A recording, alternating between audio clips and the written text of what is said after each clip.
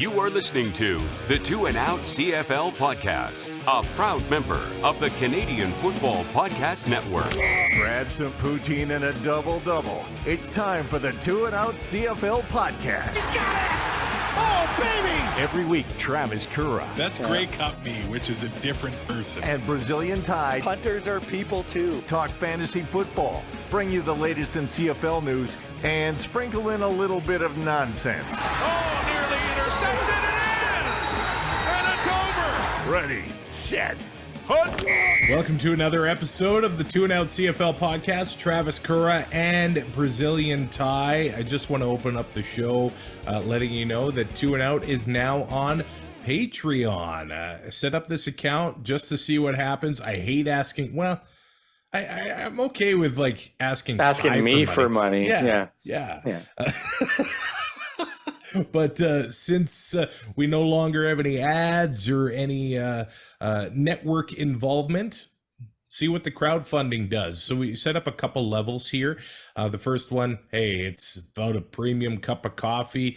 You just want to support us a little bit and do that. You can do that on Patreon. And also there's a higher tier. So what we'll do here is we'll post the podcast on Patreon, a little bit of an early access thing. You'll get it a few hours earlier on there before it releases on YouTube and all over the podcast world. So look at that, a little bit of a VIP level. The lower level is called the Rouge tier, and then the upper level is called a touchdown tier. I had to call it a Rouge. Well, I would be disappointed in you if you didn't. So if you do want to get in on that, hey, no pressure. It's a pinned tweet on our Twitter, and I'll also post up a link on our website, twoandout.ca. That being said, next week, the big season previews for the West and the East divisions. So in the East, oh man, we've got a lot of guests here. We're going to be talking to Janine from Mouchoir, a Red Blacks podcast, Will from the Argos Fancast, Cliffy D from the Alouettes Flight Deck, and Josh Smith from Podski Wee Wee. For the West, it'll be Matt Baker out of BC. It'll be Safamod from the Piffles podcast. It will be Ryan Cooper from the Canadian Football Countdown, Ryan Ballantyne from the Go Stamps Go podcast, and Andrew from the Turf District. It's a lot of work. It took everything in me when you're reading those names off to not boo Ryan Ballantyne. I know you had to hold back. Yeah. Let me guess. Calgary's going to go 18-0. He's going to have all Stampeders in his lineup. There was no 18-0 prediction. Yeah. I didn't ask him for a prediction. Maybe because we don't need to. He is the Jim Houston of the CFL. So those episodes will be up on our Patreon before the end of the week. So you'll get time to listen to those throughout the weekend and get you ready for the season kicking off next weekend. Otherwise, they'll be posted early next week while I'm on holidays looking for bears in the Canadian Rockies. Otherwise, my wife would just say, look in the mirror, Travis. Joke writes itself. I didn't even have to say it. It does. Some news in the Canadian Football League. The Grey Cup is a finalist for a 2023 Prestige Award. It is a perennial contender, I think, for awards in Canada. And I don't know if the Grey Cup is Canada's best secret anymore, but every single year it is a premium event. And you know what? There are some people that look down on the CFL. There just is. And I will tell those people, go to a Grey Cup. And if you don't Not just the game, though. Yeah, you got to show up Thursday morning. Yeah.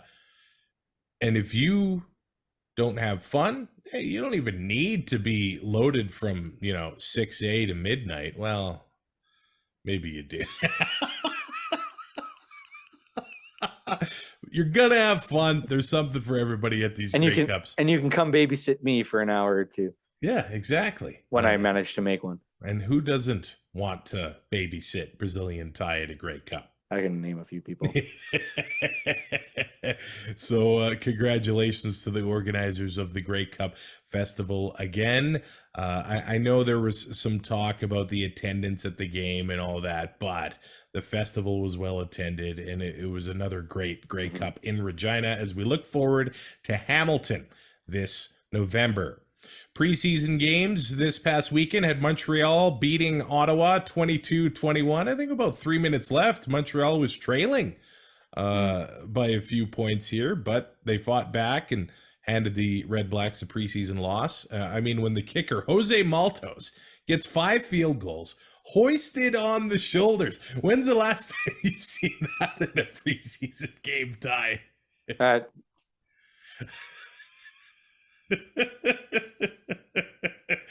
Just the face palm. I know we're on YouTube now, so you need to go to YouTube to see Ty's reaction to this. I get it, but it's also the preseason. Yeah. Hey, I love enthusiasm, and to me that maybe speaks that the team's really together at this point in training camp. So that's a positive for Alouette fans. I wonder, now this is interesting, Caleb Evans is now in Montreal. I wonder, there might be a little bit of a battle there for number 2 between Evans and Davis Alexander. Of course, Evans does have some experience on short yardage and things like that, so maybe that would give him a leg up on the depth chart going into the season, but Davis Alexander had some nice moments for the Alouettes in this one, and we actually got news, it was just today. Now, Jalen Philpott is going to miss the start of the season with an injury with the Stampeders. Now, Tyson Philpott will miss the start of the season with a hamstring injury. The Twins had impacts on their respective teams in 2022. It's unfortunate we're going to be going into the year when they're not going to be on the field right away. Well, and young Canadian talent, too, which kind of makes it sting even that little bit more. Exactly. Like you said, both these kids contributed to their team's success last year, and just to have them not on the field, it's a whole, not only for the team but just for the league as a whole, just because of their passport. As far as Ottawa goes, we're not sure Jeremiah Masoli is going to be ready for week 1. So it did look like they gave Nick Arbuckle some extended time, and the other quarterback, Tyree Adams, made some nice plays in there as well, including a 43-yard grab to Devontae Dedman. I think it will do the Red Blacks well to have Dedman involved more in the offense than just in the return game. And we saw that with Banks.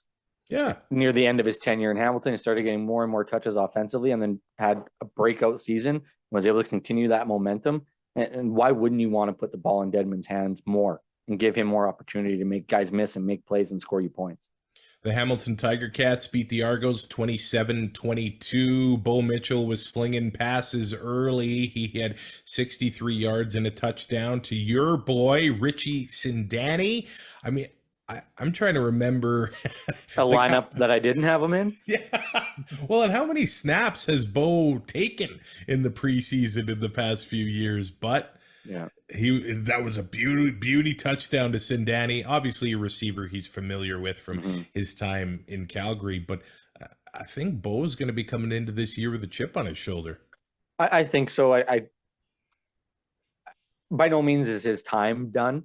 No. Obviously, he ran the course in Calgary, and they saw something. Like, he has had the injuries the last couple of years and everything, and cheaper option to go with Jake Mayer, who was winning them football games. So I get that, but when you're bullied by Mitchell and the only team you've played for in this league decides to cut ties, yeah, like you said, a chip on his shoulder. He's probably a little pissed off. Great on the schedule makers though to not have Hamilton go to Calgary at all this year. That's really good. It's a really good idea. But like you said, like, how many preseason snaps has he taken before? Like, it's not a lot, but he's got a whole new cast of characters out there. He's got some familiarity with Richard and Danny and guys like that, but he's got to learn a whole new offense, whole new schemes, terminology, all that stuff. He's going to take some time. Maybe the first 2 weeks might not be great. They're probably still winnable games, very winnable with Bo as your quarterback. But I think it's going to be a little bit of an extended training camp in that aspect, just him getting used to everything in there. The Argos are going to be going into the season with Chad Kelly as their guy. He didn't play in their first preseason game. He had some elbow tightness. It does look like he's going to be good to go for their final preseason game and at least get some snaps in the Argo offense. But there's a wide open battle for number 2. And preseason or not, I mean, these are pretty good practice numbers. Brian Scott goes 16 of 18 for 155 yards and 2 touchdowns. And I don't know if you saw the highlight, those beauty uniforms and that beauty touchdown catch by Dejon Brissett. If he's going to put up those kind of numbers, Brian Scott might be that number 2 in Toronto. Which, I mean, that's what this training camp is going to be for Toronto. It's going to be a lot. Every team does have to figure stuff out, but Toronto, it seems every year that they win a Grey Cup, next year is a complete overhaul. Chad Kelly is penciled in as your number 1, so you got to figure out what your backup can do. Because you don't know, nobody really knows what Chad Kelly is yet. He's had 10 minutes in the Grey Cup, 1 series, 2 series. Like it's a tough thing to guess because you just don't know. When you have a backup that can do that, yeah, it's a preseason game, but it's nice to know that competent, knows the playbook, can do that. So if Chad Kelly does falter or gets hurt, you have somebody that can take over. Because, if you don't, it always used to be if you have 2 number 1s, you don't have a number 1 in football when it came to quarterbacks. Right now, if you don't have, your backup has to be able to start games. If you're running 1 quarterback out there and a Dom Davis, like they did in Ottawa, it's not going to work.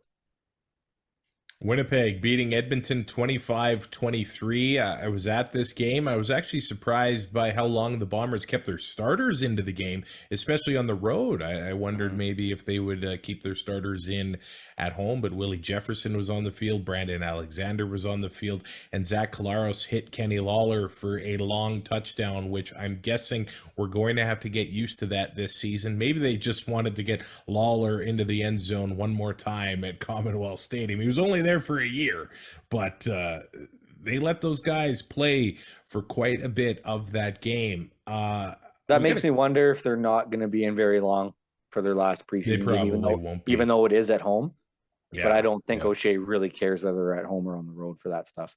We got a question mark regarding Brady Oliveira's health. He got banged up in day 1 of training camp. Just today, as we're recording this, he started participating in the walkthroughs. So we'll see as the season gets underway here. He's got some time for week 1 and he's been in that Bomber system. So I'm sure he knows what to expect, but we could be seeing more Johnny Augustine possibly as the season $2,500. Hey. And especially in training camp, when you hear injury, you just hope it's a contact injury. Yeah. In all honesty, the non-ones seem to last the whole season. Yeah. Because you're tearing something or spraining something. You get a high ankle sprain, there's half your year. Yeah. The Elks should mention regarding this game, it does look like they've got a pretty dynamic duo in their backfield. We didn't see Kevin Brown, the starter from last year, but we did see Shannon Brooks, who had 72 yards in this one, 5.5 yards per carry. It seems like dynamic duos as your quarterback, but also your running back is starting to become quite important here. Saskatchewan has it. I'd say Montreal has it. Stanback and Fletcher. Hey, even Antwi stepped in last year. The Stamps, they've got 3 starting caliber as Backs. usual. Yeah, Dedrick Mills, Peyton Logan, and Kadeem Carey, and the Elks, Brooks and Brown. Sounds like a law firm there, but it sounds like they've got good options in their backfield too. And you want to be able to spell guys off, keep them healthy, keep them fresh throughout the game and throughout the season. And we saw that in Hamilton where they would spell guys up, Don Jackson and either Sean Thomas Arlington or. Oh, they had Malik Irons. But they had Hills. But they weren't using them the same.